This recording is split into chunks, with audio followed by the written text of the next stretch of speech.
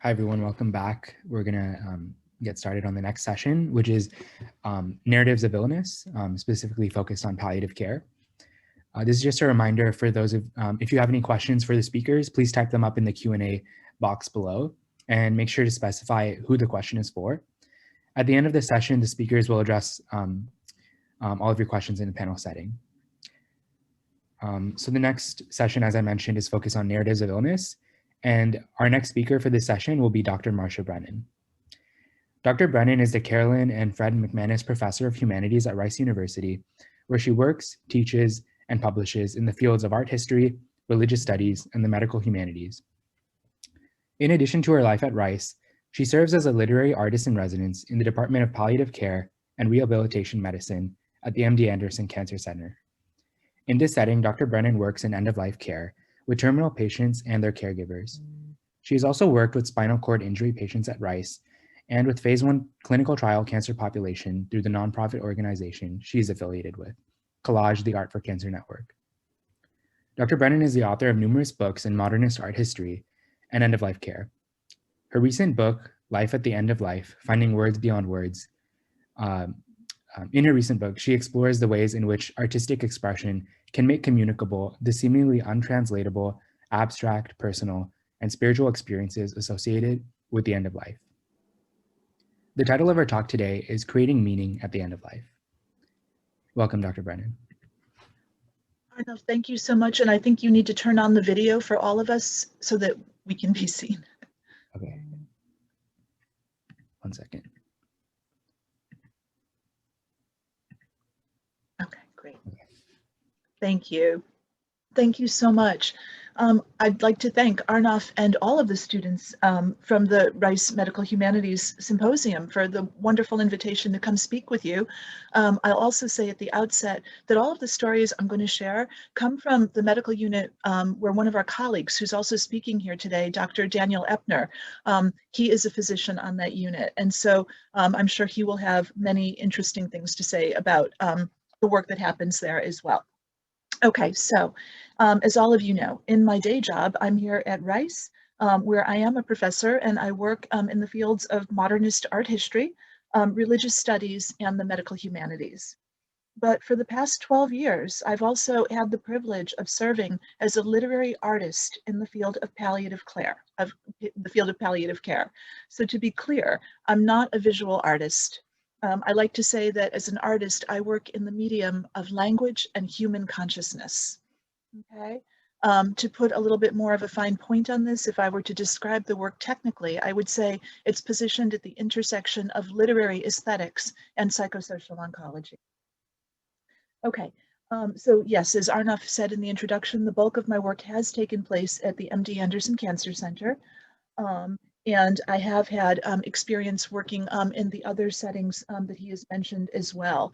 I'll also say that until last March, all of the stories I'm going to share with you are drawn from that time. All the work happened clinically at the bedside, where I would go in on Thursday afternoons to be present. Since COVID has struck, I have worked remotely with patients and with caregivers at MD Anderson and also with this phase 1 clinical trial population. There are people from all over the world, but with the MD Anderson patients, either through phone calls or through Zoom calls. And so in Q&A, I can speak to the opportunities and the challenges of working in either way, but I will say that both settings are powerful because in both contexts, people are able to hear the beauty and power of their own words and witness themselves in their words at this crucial transitional moment in their life. So in this talk, first, I'm going to tell you a little bit about what I do. I'm going to briefly describe the creative practice, and then I'm going to share some very striking narratives with you.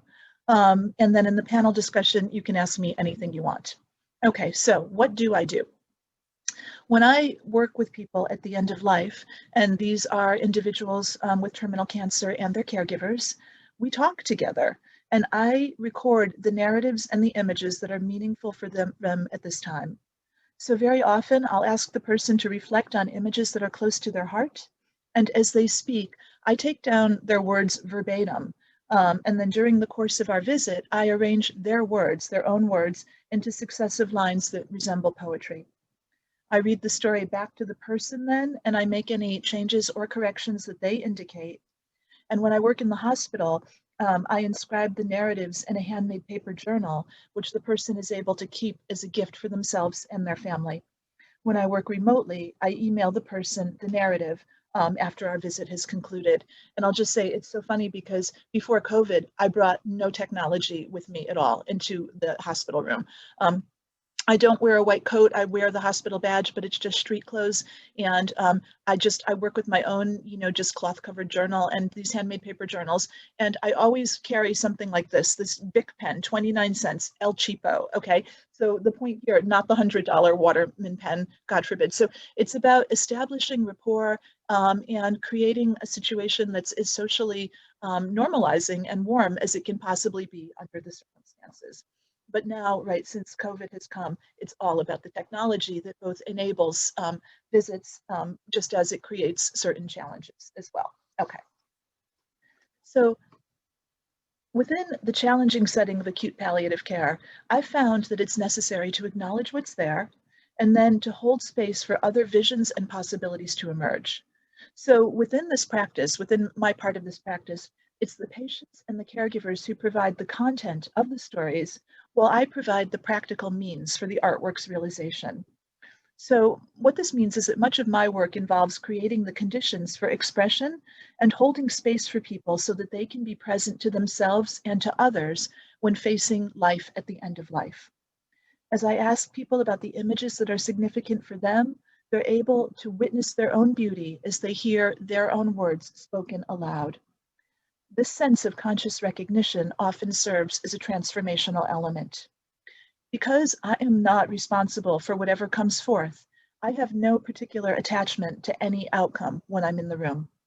And so whatever happens, it can only be perfect. It comes from the person through me back to the person.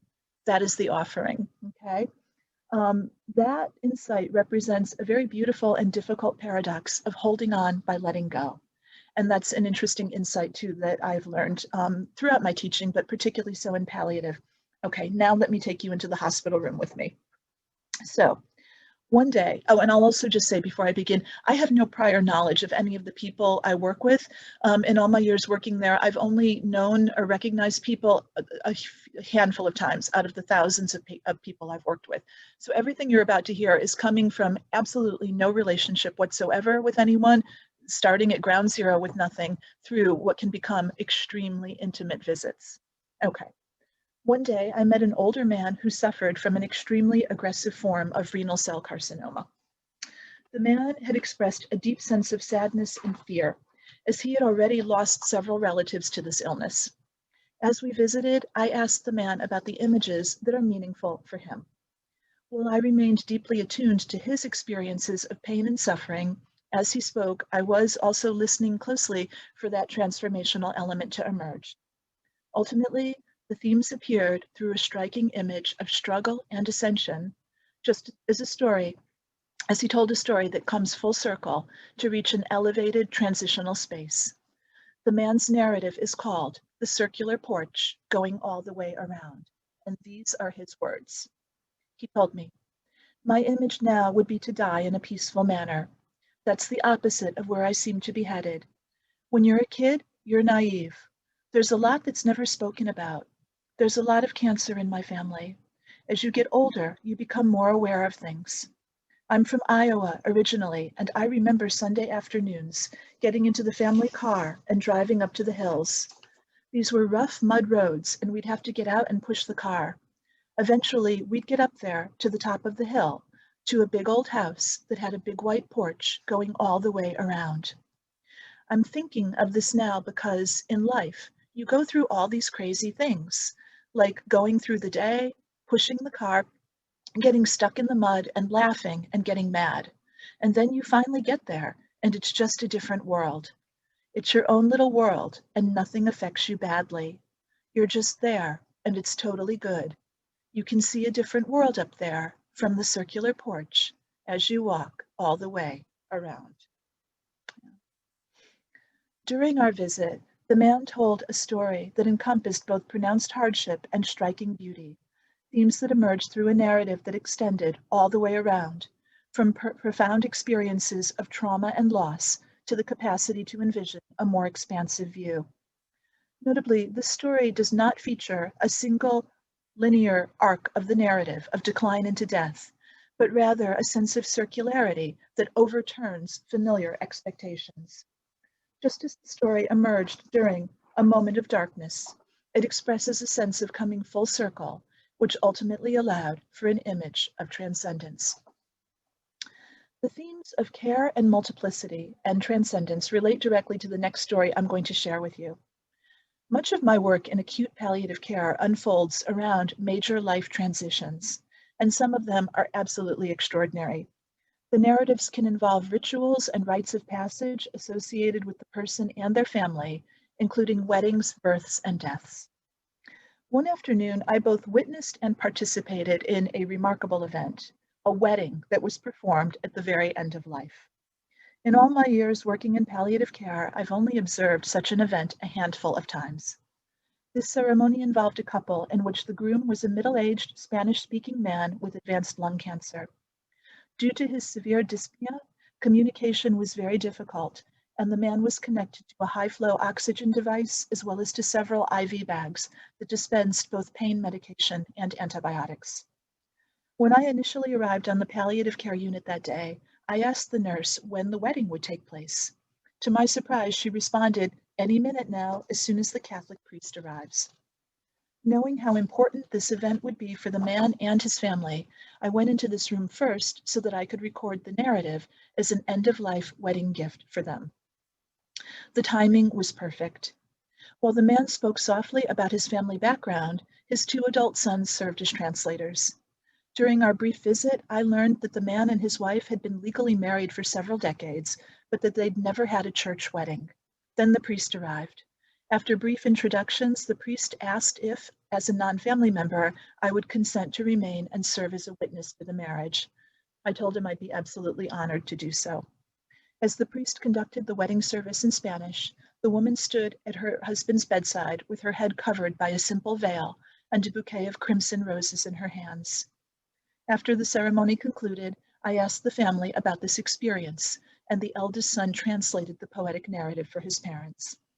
The man broke into tears as he spoke, as the subject was so close to all of their hearts. Much like the vows that the couple exchanged, the artwork conjoined the man's and the woman's voices together within a single narrative as they told a story of being in peace with God. As they said, "We're married for many years, but getting married in the church is one of the things we've always dreamed of. This has been important whenever we talk about it, but it never happened in the church. Still, it's been one of our dreams.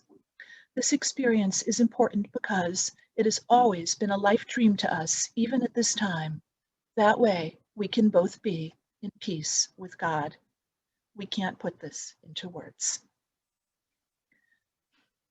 This narrative vividly expresses the complex sense of love and spirituality that can arise when people confront a situation that exceeds the limits of language. Just as the details of the wedding scene are clearly recognizable, the narrative provides a vehicle for imagining the unimaginable. In Peace with God recounts a realization of a dream that unfolded at the very edges of life and language. Just as the couple affirmed their bonds of commitment through the exchange of vows, when they tried to describe the significance that this event held for them, they concluded, "We can't put this into words." In so doing, the story provides insight into how people manage to say what cannot be said, and how we picture what cannot ever be fully pictured. As I stood witnessing this dreamlike scene, I noticed that the red roses in the woman's bouquet had tiny bits of gold at their centers. Expressing a delicate yet powerful sense of transformation, this narrative sheds light on the unseen depths that lay hidden within the familiar details of life itself, much like the gold that lay sheltered at the center of the crimson roses that the woman held so tenderly in her hands. The conjoined themes of what can be spoken and what remains unsaid, what we can hold on to and what we must let go of, thread through our next story. One day I saw something that, again, in all my years in palliative care, I had never seen before. In fact, no one had ever seen anything quite like this before. An incubator was wheeled over on a gurney from a neighboring children's hospital with a tiny premature baby inside. The baby's mother was a patient on our unit. While she was not yet actively dying, the woman was minimally oriented and she could no longer speak. On the day of the visit, I was given some background information on the case. After the baby had been delivered several months early by C-section, the mother wasn't doing well, and due to her advanced cancer, she never left the hospital. Yet, even as the woman faced the end of her life, that day was the first and only time that she would ever see her son. During the visit, the sleeping baby opened his eyes just once, and she opened her eyes as well. The experience was extremely touching, and both the family and the staff were moved to tears. I kept thinking to myself, how many times in a person's lifetime would they ever get to witness such a remarkable sight? Before the baby arrived, I visited with the family to create a tribute to the woman, and then I stepped out of the crowded room. As I stood at the nurse's station writing up the narrative, the baby was wheeled over from the neonatal intensive care unit, or NICU, of the neighboring hospital. The baby arrived in an incubator, which was placed on a gurney and accompanied by 3 NICU nurses. So while working in palliative, I've seen gurneys on our floor many times after someone has passed away and the attendants arrive to bring the body to the morgue. Yet I had never seen an incubator on a gurney before. The sight just filled my eyes with tears. Outside the woman's door, several of the nurses, physicians, and aides stood around the room, forming a ring. Many of us were crying because we knew that this would be the first and only time the mother and son would ever see one another. The baby was so good throughout the visit, he didn't even cry once. After everyone left, I asked the father what he thought of the experience. He said, and these are his words, "That was wonderful, wonderful, very wonderful. My wife got what she wanted. Thank God. It wouldn't have been possible without the social worker and the nurses. He's my one boy and my last child. During the visit, he opened his eyes. He might have been looking at me." Unfolding along the extreme edges of life itself, the structure of this story is chiasmatic. As openings and closings, births and deaths, beginnings and ends create a conjunction, just as they meet in a place of oneness. I was able to witness the moment when this philosophical and spiritual pattern assumed living human form, when their eyes briefly met and opposites folded back on one another in a state of mutual recognition. Often in palliative care, the artworks will center on themes of love and family, and the stories can reference people who are living here now, those who are preparing to transition, and those who are no longer here. These themes of the multiplicity of presence arose the day I visited with a Mexican family who told an extraordinary story about their family traditions. The patient was an older man who suffered from an extremely aggressive form of cancer. He had been admitted to the acute palliative care inpatient unit earlier that day for pain control. The man spoke only Spanish, so his adult daughter, served as his translator, as the man told a very powerful narrative of the black bird. These are his words, as his daughter related. "My dad has always been a truck driver. All his life, it's been his job and his passion, and it's a family heritage. All of his brothers were truck drivers. It's in the family. He and his brothers would all get together and talk about things. One of the relatives would see something bad on the road, and they would alert my dad and tell him to be careful. The truck my dad drove was called the Black Bird. It was named after my uncle, who was my dad's oldest brother. The black bird is a dark, massive bird with bright wings. It's a wild bird, and it flies very fast. They named the truck after my dad's brother, who was also dark and very fast, just like the bird. His brother died of cancer, and so did many of the male relatives. It's the same type of cancer my father has. That is also the family heritage. This is also part of their tradition. My dad has no spiritual fears. He's in peace with God. Yesterday morning, my dad told me he saw his brothers and other male relatives in the room. He was asleep and they were touching him, and he woke up. When he woke up, he asked my mom, "Where are all the people in the room?" And my mom was like, "What people?" My dad said his brothers were touching him as he woke up. That's how he knows he's ready to go to heaven. The themes of this story are intensely ambivalent, appearing to be at once grounded and soaring, harrowing and uplifting. Throughout the highs and the lows of life and death, the family maintained a powerful sense of connection. This became especially poignant as the man described how all of the male relatives stuck together through difficult times, both during their lifetimes and thereafter. And this became apparent again as their presences reemerged as the man prepared to make yet another journey. With its vivid details of the truck, the brothers, the bird, and the flight, the Blackbird draws on familiar elements of reality, just as the story expands into the spiritual domain. By engaging these themes, the Blackbird sheds valuable light on the relations between presence and absence, the living and the dead, and people's perceptions of the connections that exist within and beyond time. It is as though the narrative is poised in a state of contingency, while offering unique views of the possibilities that lie at the boundaries of expanded conceptions of life itself. Thus, the poetic structures of the Blackbird engage the relations between matter and spirit, doubling and unification, joining and loss, multiplicity and oneness. And as we hear such stories, we too may imagine such multiplicity of being. This is one of the great gifts of working in palliative care. We hear stories that arise at the end of life, but which can help us to think differently about ways to live. Thank you. Thank you so much, Dr. Brennan, for sharing these amazing and powerful stories and voices.